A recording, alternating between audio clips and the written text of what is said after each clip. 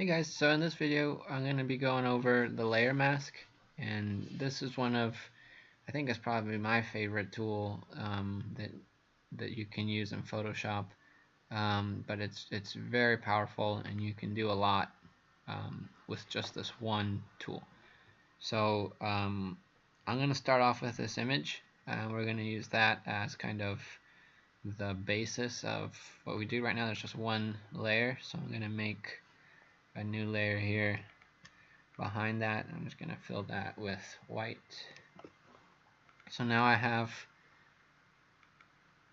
a white layer as my background and then this image as the first layer on top. So what is the layer mask? The layer mask is similar to controlling the opacity as if you lowered it like this, whereas opacity controls the whole image. The layer mask gives you flexibility to control the opacity in a lot of different ways that you can specify, so you can actually draw on the mask. So to create one, let's start off by going down here and then just clicking this button. Looks like a square with a circle missing, so you click that guy, and then you'll notice the layer now has two things next to it. I don't want to go into it. Okay, so I can just close that. I think I double clicked it. So if you look, you have the right is the layer mask. Right now it's just solid white. The layer mask works with two colors, white and black, and that's it. So if you're at 100% white, it's as if your layer was at 100% opacity in that area. So Photoshop will actually look at the individual pixels and use the layer mask to decide, based on how close that is to solid black or solid white, what the opacity of that pixel should be. So if you have 100% white, it's going to just show it 100%. If you have 50% gray, that pixel will now become 50% opacity. It doesn't actually change the pixel, it just is as if you were doing this. To show you what I mean, let's just grab a regular brush. I'm going to grab like a soft edge, or yeah, soft edge is fine.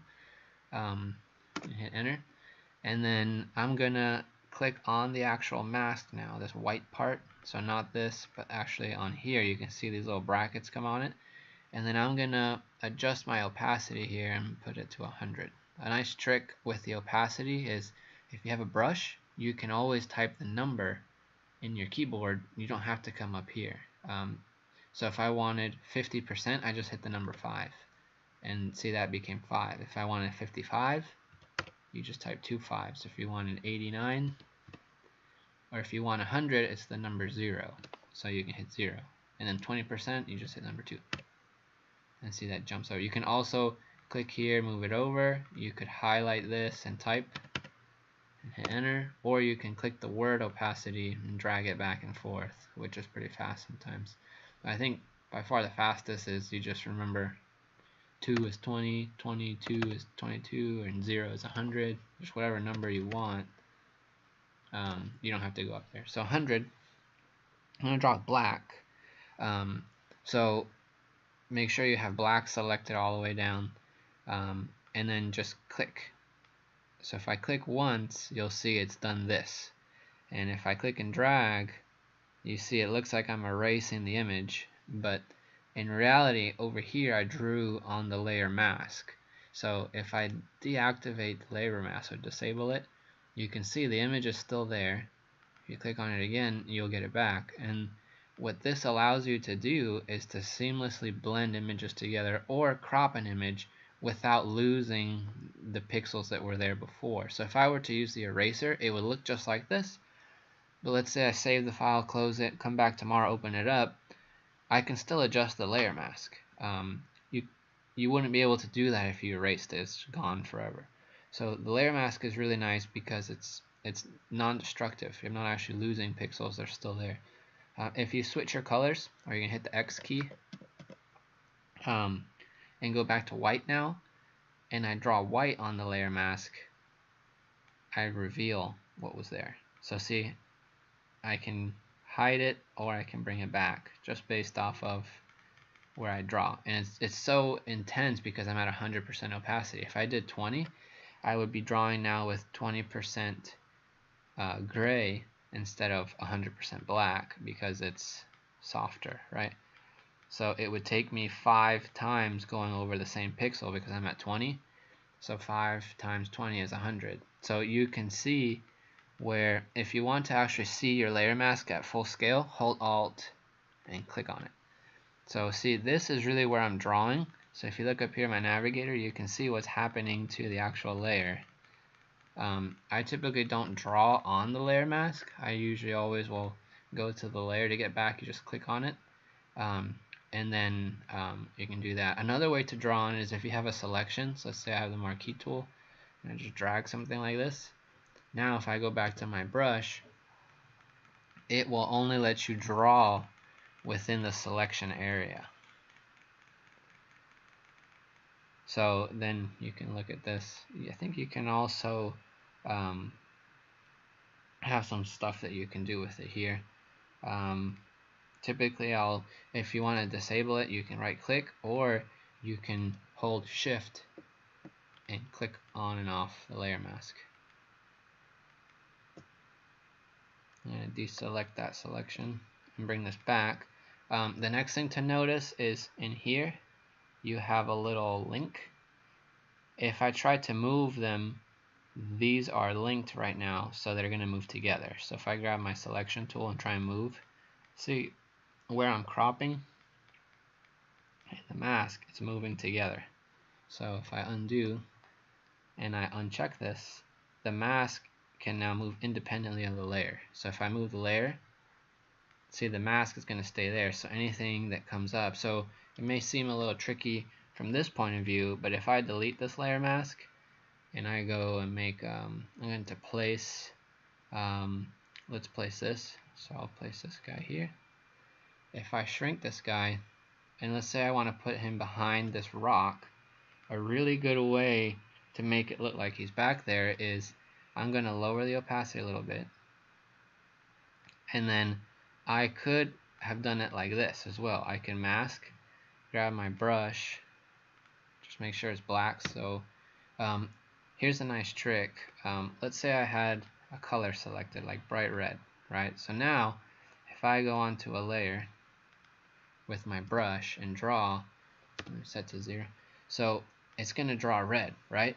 If I hit X, I'm drawing with white. So this is just drawing on a normal layer. I'm just showing you the brush, right?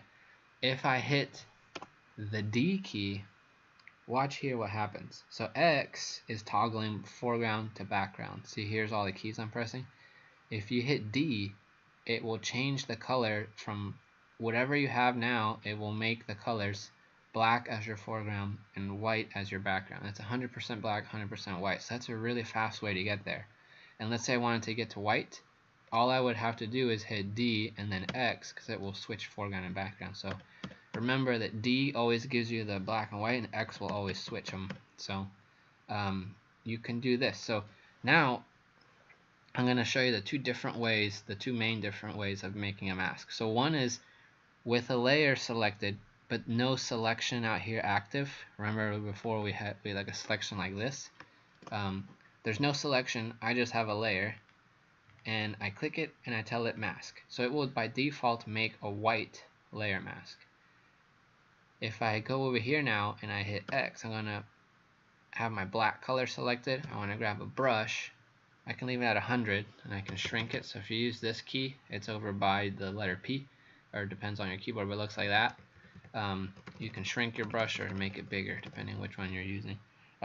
Now I can just rub like this and get it so that it looks like he's hiding behind that rock. Okay, so that was kind of quick, but it's starting to work, right? So then I could zoom in here, switch my color, shrink the brush, and follow that edge, right? So I'm not actually deleting, I'm just drawing on the mask. So if you turn the mask on, that's what we drew. So wherever it was black, it hit him. So see there to there. So we're just really hiding him behind that rock. Then the other way to make a mask, you can delete this. You can make a selection And if you have a selection active, when you hit mask, it will crop your selection. So let's say I know I want this rock to be what's blocking him. I turned off the layer for now just so I can see. I'm gonna just use this lasso tool. So that's this one. So let me go to, I use the shortcuts a lot, but I like the polygon lasso tool. If you ever see a letter next to a tool, that's the shortcut. And see here, there's 3 possible ones.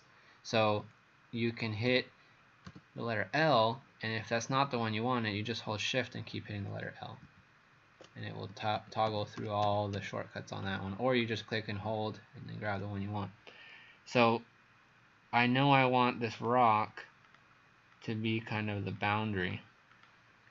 Oops. I double clicked too soon. So if you double click, it will close. So I'm just kind of going fast. For some reason my mouse is not clicking. And then once you have this selected like that, I know he's not going to be in front of this. I can turn the layer on, and I'm going to zoom out so you can see. If I just click this, it's going to crop him so that you only see where I'm selecting. So that's kind of the opposite of what we wanted, right? So if I look at the mask, it made everything within the selection white, everything outside black. So there's 2 ways you can get around this. One is you could always do it that way, and then you just have to invert the colors here. So select your mask and hit Control I, and now it inverted my mask. The other way to get around this is to say, no, I don't want that. I'm going to go back. If I know I want what's in the selection to be black, rather than clicking and getting white inside, you can hold Alt and click. Alt will always do the opposite usually of what the normal click does. So if I do that, see, my mask is now reversed. The same is true on this. See my background layer right now? If I click normal, I get a white mask.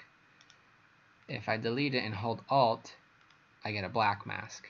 And then I could draw with white and bring it back wherever I want to bring it. Does that make sense? So I'm going to delete that. Another really nice way to use this is to seamlessly blend 2 images. So let's say I place this image now. So let's say I wanted this to be down here so that it looked like you were going up into this area over here with steps. I can select that on this one, which is in front of my other one. I can apply the mask,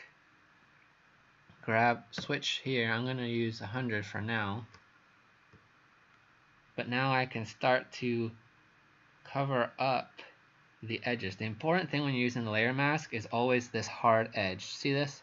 That's where you're going to notice always the difference. So as long as you can get an image in and get rid, so use a soft brush, not a hard edge brush, use a soft one. And kind of, people tend to want to use really tiny brushes, but if you force yourself to use a bigger brush at first, it helps kind of blend these things together. So we could bring that like that maybe, and bring it in here. Maybe there's more water. Maybe I want here this to be kind of blended, so I'm going to go down to 20 so that it looks like it's going under the water. And so now, if you had never seen the image before, you wouldn't really know that those are 2 different images. You may be able to tell because the quality is a little different between the images, but that's pretty nicely blended in there. If you wanted it to really sell it, you can go and find items like this, which should be in the foreground, and like really hide the other one behind it. So maybe I go like this. So now this guy really comes forward. So now it becomes kind of like up to you to kind of design this to be however you think it should be to look the best, right? And you can always switch, you can always switch from white to black and then bring back the image that you're hiding. So maybe I want the other one. And see, I'm doing all of this on the layer mask. That's my mask right now. If I hold shift on my mask, I can turn it off so you can see the original image, and then that's what it's doing, right? And so there's no other trick right now. The only tool I'm using is the layer mask. I had 100% opacity, blend mode is set to normal, and that's it. And you can see really quickly how that starts to become a very powerful tool. So that's the basics to the layer mask. I'm going to keep this one short so that it's straight to the point. There's a lot of other ways you can combine the layer mask with your adjustment layers, with the effects, with styles, in the brush, and it just gets, you can do a lot as long as you understand the basics to the layer mask. So play around with this tool, get familiar with it, and don't be afraid to try new ways to use it. Check out some of my other videos. I'll show you some ways to combine this with those other tools I just mentioned and to get some pretty cool effects. Alright? If you have any questions, just leave me a comment below. Thank you.